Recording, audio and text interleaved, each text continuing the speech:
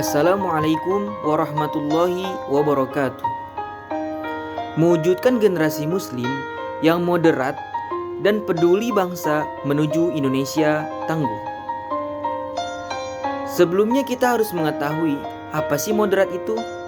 Perlu kita ketahui, dalam Kamus Besar Bahasa Indonesia, moderat yaitu selalu menghindari perilaku dan pengungkapan yang ekstrim.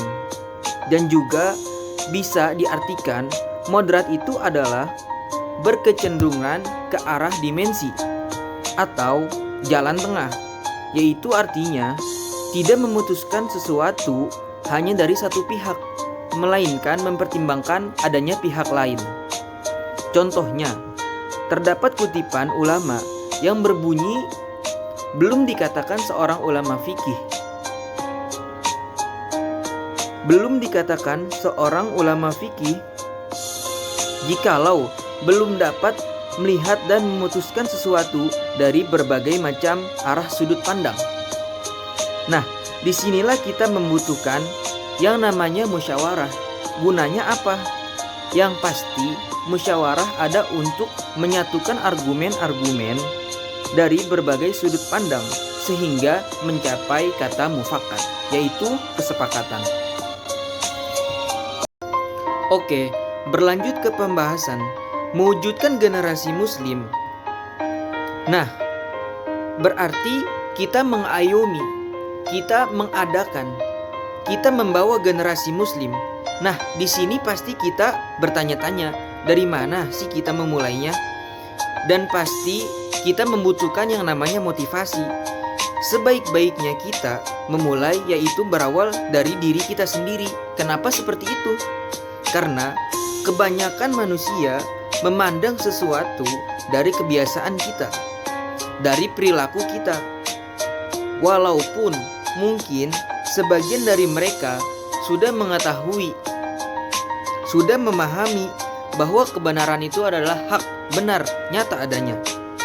Contohnya, kita tinggal di daerah yang di dalamnya terdapat penduduk yang sering mabuk. Kita sering melihat penduduk tersebut mabuk.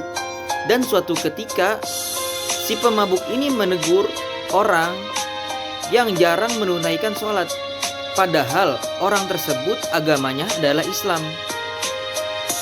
Hai saudaraku, ayo kita ke masjid untuk menunaikan sholat berjamaah. Sholat fardu hukumnya wajib, kata si pemuda tersebut. Walaupun orang yang jarang sholat ini juga sebenarnya mengetahui bahwasanya sholat fardu hukumnya wajib. Tapi dikarenakan yang memberitahunya adalah seorang pemabuk, maka timbullah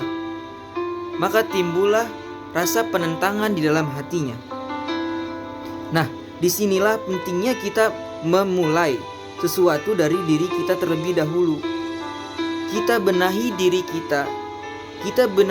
kita ke arah yang lebih baik. Dan kemudian kita butuh yang namanya motivasi. Dan jika kita mengambil motivasi dari orang lain, apakah itu boleh?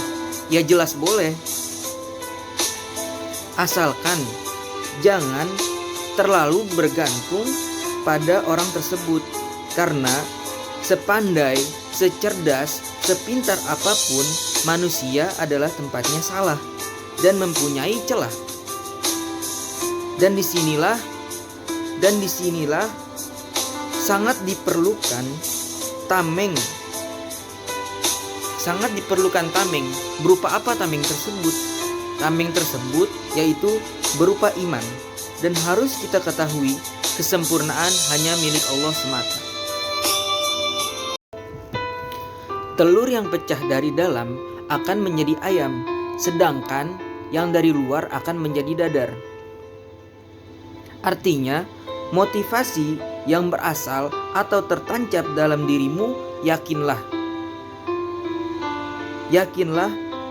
itu yang akan menjadi hasil kebanggaan untukmu. Dan sebaliknya, motivasi yang tidak berasal dari dalam dirimu, suatu saat kau akan merasa lelah dan besar kemungkinan kau akan berhenti. Dan menuju Indonesia yang tangguh. Bagaimana caranya? Caranya yaitu dengan keistiqomahan. Dengan keistiqomahan, bagaimana caranya kita tetap bisa istiqomah? Cara yang paling tepat ialah dengan mengingat kematian, karena apa yang kita telah lakukan, sedang lakukan, akan lakukan adalah bentuk persiapan untuk kehidupan yang sesungguhnya atau tujuan yang nyata dan abadi.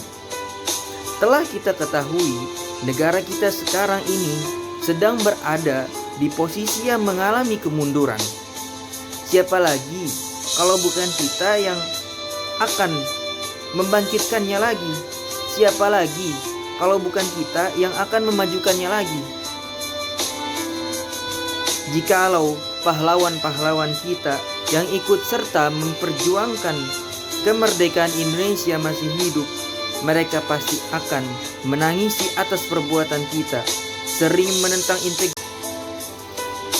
menentang integrasi bangsa yang dimana disebutkan dalam sila ketiga, sering melawan aturan-aturan yang dibuat untuk kepentingan bersama. Bagaimana kita bisa melihat kondisi suatu negara? Maka lihatlah anak mudanya. Jikalau kondisi anak mudanya bagus, maka insya Allah negara kita ke depannya akan lebih maju dan berjaya.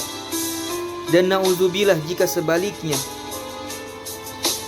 Tak heran Bung Karno pernah berkata, "Berikan aku 1000 orang tua, niscaya akan aku cabut Semeru dari akarnya.